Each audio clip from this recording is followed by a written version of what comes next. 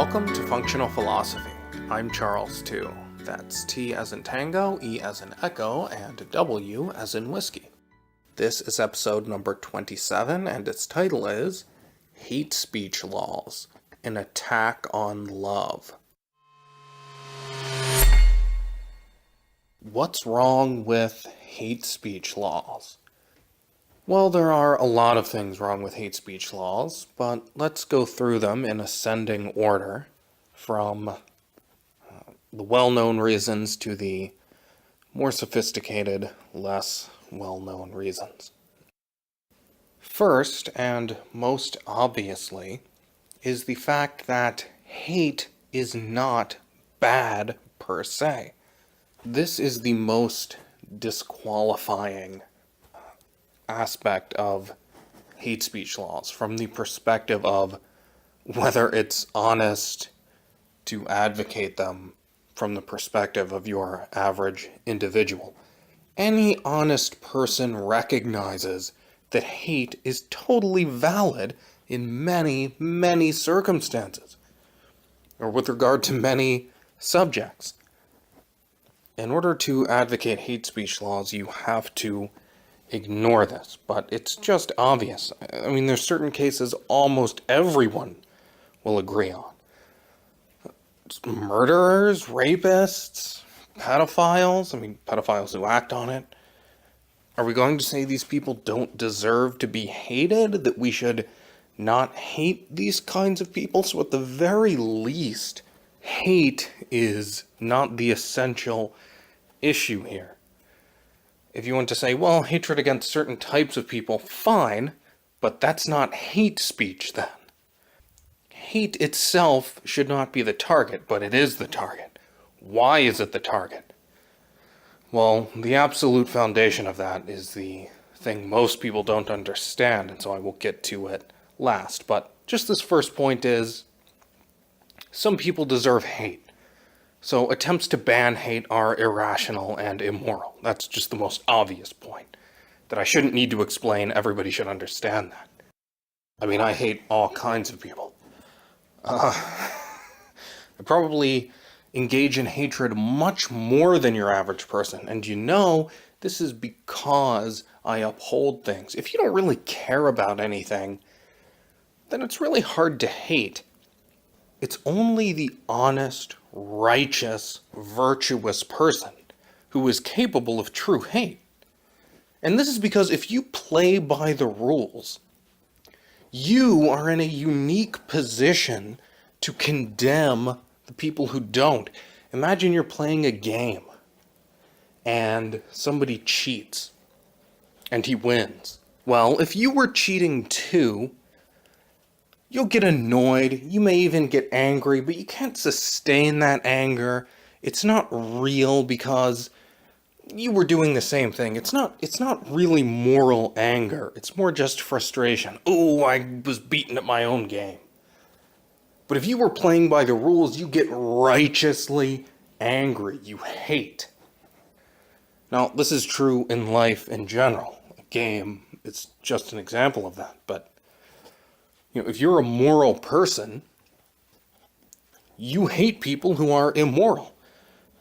Whereas if you're immoral, you don't really care if other people are immoral, except on a very narrow level if they interfere with your goals. But the hatred there, as I say, is just annoyance, it's just frustration, it's not righteous indignation and hate. So there's a different quality to it. Anyway, so another point is the freedom to think is necessary for our survival. Unlike animals, we are capable of abstract thought. Thinking is what we do better than any other living thing we know of. And so we have to be free to think if we want all of the great things that we have developed so far, and many more in the future. Now, the attempt to criminalize certain forms of speech is the attempt to ban thought. If saying certain things can get you in trouble, you have to stifle the thoughts of those things in your mind because they'll just come out. If you integrate them as true in your mind, they're just going to come out. There's a danger of that. So you have to stop yourself from thinking certain thoughts if you're not allowed to express those thoughts. Attacks on speech are attacks on thought as such. Like all force, it's a way of making you dumber. If you're not allowed to consider certain aspects of reality, then you're blind to them. You're dumb. You can't deal with reality as well as you otherwise could have. This is a big reason why banks, to the extent they are sometimes irrational, is because of regulation, because they are not allowed to think about reality. You know, people complain that all banks don't give a chance to the little guy. They never go with the human spirit or give somebody a chance on personal grounds. So that's because they're not allowed to. There are algorithms they have to follow.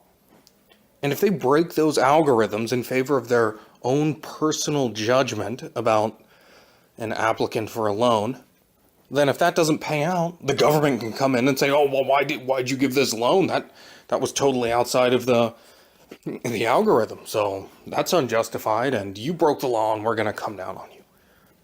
So banks have to ignore their own personal judgment, or bankers do.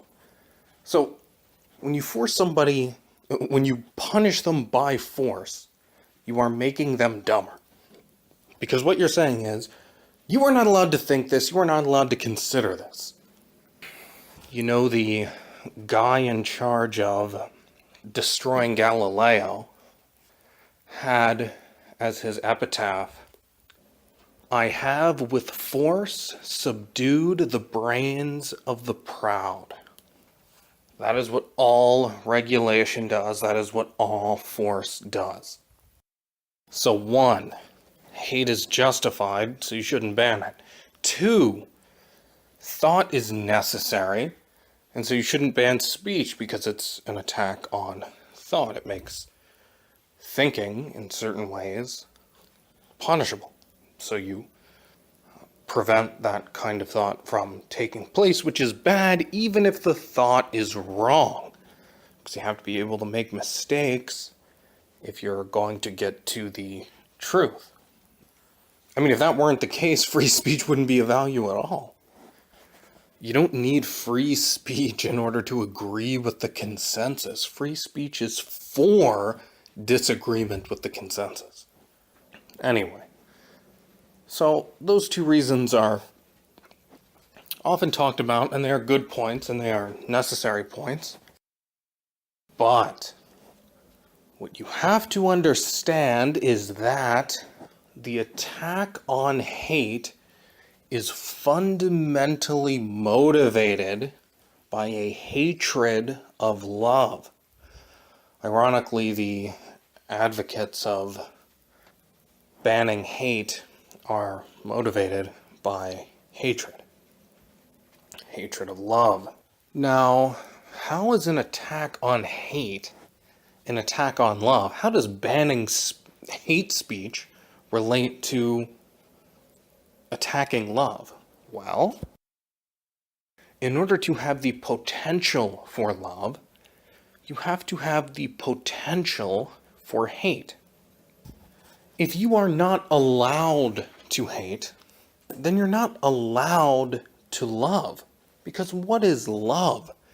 Love is a response to values. Hate is a response to a threat to values. These are both emotions.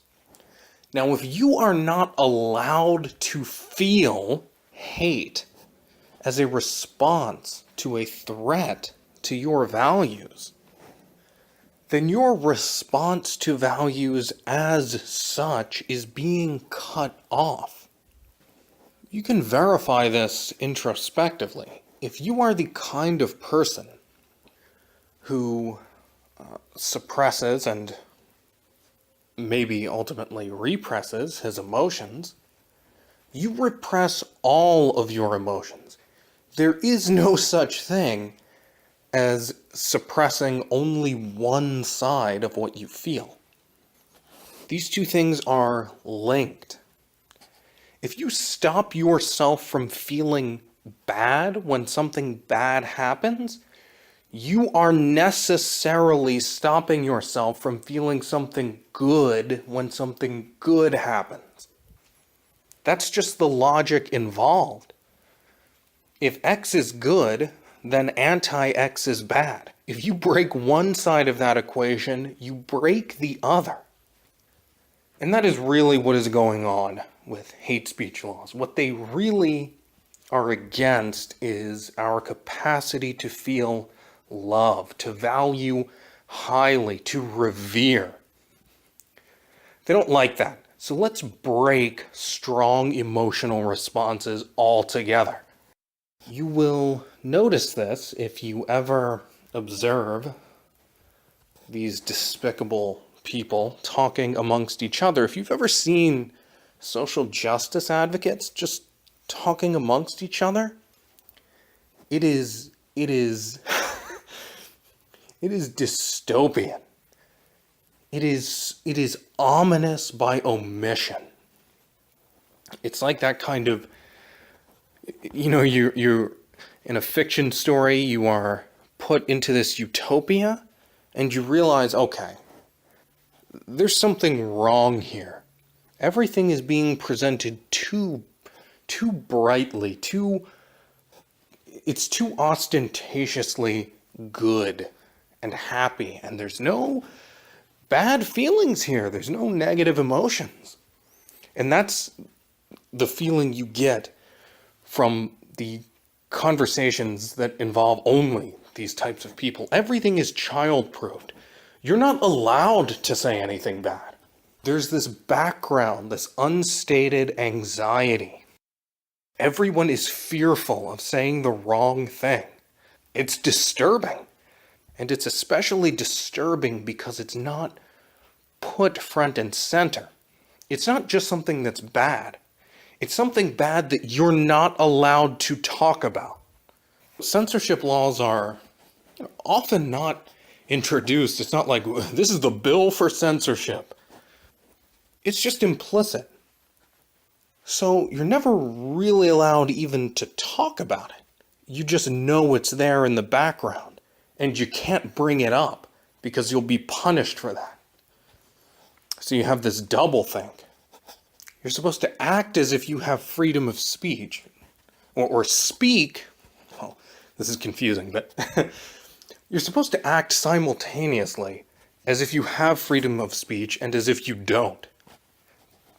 You're supposed to keep in mind, I'm not allowed to say this, but at the same time, act as if you're just saying everything you would want to normally say. You're not being stopped.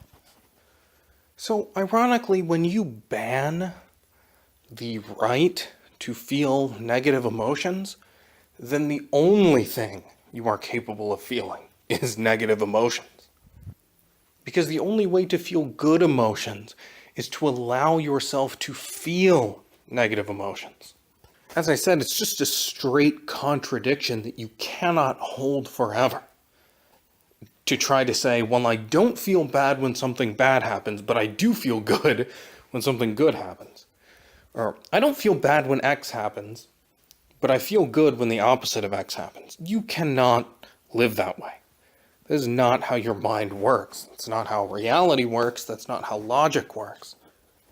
You have to be open to all emotions or none of them, because they are responses to reality. Ayn Rand herself understood this. When she was young, she had to work during the days and write at night. And that was frustrating to her because she didn't get that much sleep. She had to spend a lot of time working jobs she hated when she knew she had so much to offer and to do in terms of her writing. And that frustrated her, and she cried about it when she would come home. And that was crucial. She had to do that. If she had not allowed herself that profound sadness and frustration, those profoundly negative emotions, she would not have been capable of experiencing the joy, the happiness she later felt when she achieved her values. It's impossible, by logic, by reality, by the law of identity, for you to prevent yourself from feeling anything when your values are destroyed, or attacked, or under threat, and yet retain the ability to feel great and exalted and blissful when you achieve them. If you feel good about one, you have to feel bad about the other, and there's no way around that. That is just identity, that is just logic, that is just non-contradiction. And so the attempt to ban hateful speech is really the attempt to ban hateful thought, which is then the attempt to ban the emotion of hate as such. If you're not allowed to say it, you're not allowed to think it. If you're not allowed to think it, you're not allowed to feel it. And if you're not allowed to feel hate, you're not allowed to feel love. And that is their actual goal. I love hate speech. But as much as I love to hate, and I really do love to hate, I would hate to lose love even more. And that is really what they're going after. You have to keep yourself open to negative emotions if you want to feel positive ones. And the positive ones are the only reason to live. So don't give those up. But that is exactly what hate speech laws are all about. They are I was going to say a direct assault, but they're an indirect assault. A sneak attack on the core thing that makes human life worth living, and that is those emotions with the highest positive valence, or to put it in less clinical terms, the most exalted emotions. So anyway, that's what's going on there. And I just realized I forgot to address the idea of the objectivity of the concept of hate speech laws. This issue comes up sometimes, and it's related to another bigger issue. Well, it's true that there is an objective concept of hate. Hate speech is tricky. Now, it's true that you can infer objectively, often, whether somebody's speech implies the emotion of hatred, but you can't always do that.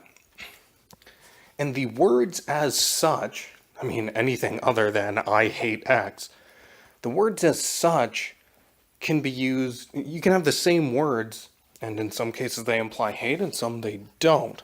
So to give the government the power to determine this, it is just far too narrow. It is far too slippery a thing to give the government control over. You cannot have the government saying, well, we infer that you held the emotion of hate when you expressed these words. These words necessarily imply hate. Okay, well, even if that's true, what's wrong with hate? Well, as I said, nothing. But this gets to the bigger issue. There's the issue of harshness, or how draconian a law is, versus how whimsical it is. Now, whimsy, as Ayn Rand noted, is necessary for totalitarianism. You can be as brutal, as harsh, as draconian as you want, and you can't break men as long as they know what to do so as to avoid punishment. But if your punishments are unpredictable, irrational, then there's no way to avoid them, and you're broken. Now, I've heard your own Brooke talk about this, and he says, the common idea is that the economy is slowed down, banks don't loan because of the ever-changing regulations. They can't predict the future because the politicians are always changing everything. And he says, well, no, it's not that. It's because they can predict the future, and the future is bad, and there's more regulations. There's some truth to that, but that is eschewing the more fundamental idea in favor of the less fundamental one, so I don't really know why he would make that point, unless he doesn't understand philosophy, which to me he appears not to in practical application often. Anyway, the point I want to make here that I see very few people make is that there is ultimately no dichotomy between brutality and whimsy. Because brutality is motivated by the same desire that is going to lead to whimsy. So you see those train tracks going off into the distance, they converge. That's what's going on here. Brutality and whimsy are ultimately going to be the same thing. Or rather, brutality will lead to whimsy, because even if you have objective laws that are incredibly harsh, the thing is, what motivated the brutality of those laws is not going to be satisfied with brutality. Because what motivated them is nihilism. It's a desire to destroy men. And so when it doesn't work, they're going to get whimsical, people advocating these laws. This is why saying, well, the Canadian redefinition of who's included in protected classes or whatever it was, that is an example of this. That matters.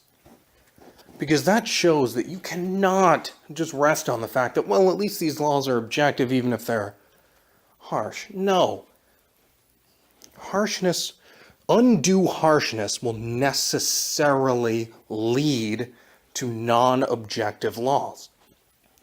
Because the thing motivating the harshness won't be satisfied until it has destroyed men, and the ultimate way to do that is through subjectivity, the unpredictability of subjective enforcement. So there is no dichotomy here. I just wanted to address that issue because it comes up sometimes and people don't understand it. It's a relatively sophisticated issue. For most people, it doesn't even come up, but if you're listening to this, maybe you have thought about it. So anyway, just don't think there's any dichotomy between brutality and whimsy. So even if you could define objectively what hate speech means, it doesn't matter. Because the target of hate speech will not be destroyed by harshness alone. To utterly destroy it, you have to get subjective. And so that is what they are going to do, and you've already seen that in Canada. So, to summarize my 4 points. 1. Hate speech laws are wrong because hate is a valid and necessary and proper emotion. 2. Hate speech laws are wrong because they prevent thought, and thought is necessary for everything good. 3. The objectivity of hate speech as a concept is dubious, and even if it isn't, even if it is defined objectively, that doesn't make it valid because it will necessarily become subjective because of what is motivating the desire for the laws in the first place. And 4, the right to hate is necessary because it is just one side of the equation of the right to love. And love, and the feeling of those positive emotions, is what's really important. And it's illogical to have only the potentiality for love. If you can only love, then you can't love. Values on the human level require the potential not to achieve them. This is why trees don't feel anything. There's nothing they can do. They can't move. They're not mobile. They can't feel anything. And so there is no reason I mean, there is no reason for them to feel anything, and so they don't feel anything. Because they can't do anything to affect their life. So if you remove the ability of human beings to make choices, if you start removing all of the mistakes people can make, or all of the bad potentialities inherent in human life, then you are removing the ability to feel all of the good things. Because you only feel good because bad was actually possible. Again, that is why human beings are uniquely capable of happiness as opposed to animals. That's why animals are capable of feeling pleasure as opposed to plants. Because plants can't move or direct their own actions, so they need no motivation. Animals need motivation so they can feel pleasure and pain. Human beings need motivation for volitional action, and so they can feel even higher forms of pleasure and pain in the form of the emotions of love and hate, or loss and gain. You know, this is why, if you've ever played any kind of RPG, and one of the choices just seems ridiculous, like why would anybody choose this? Yet you still feel kind of good that it was there, better than if the game were just linear. That's because the potentiality was actually there, and that matters. If it weren't even possible for you to go wrong, then you wouldn't feel anything. So, anyway, all of that just to say, you have to have the potential for loss and the potential to feel it, or else you don't have the potential for gain and the potential to feel that. So the last and most important point is that attacks on the emotion of hate are indirectly attacks on the emotions that make life worth living. And those are love and happiness. So oppose hate speech laws most emphatically on the grounds that you assert the right to love, and you're not going to let any hate-filled totalitarians take that away from you. If you have any questions, you can just send me an email at charles.a.2@gmail.com. You can also visit my website at charlestew.com. There you can find information on and links to all my work, including ways to support it. If you find this show or any of my work valuable, you can support me on Patreon at patreon.com/charlestew. Thanks for listening. Let's meet again in episode 28.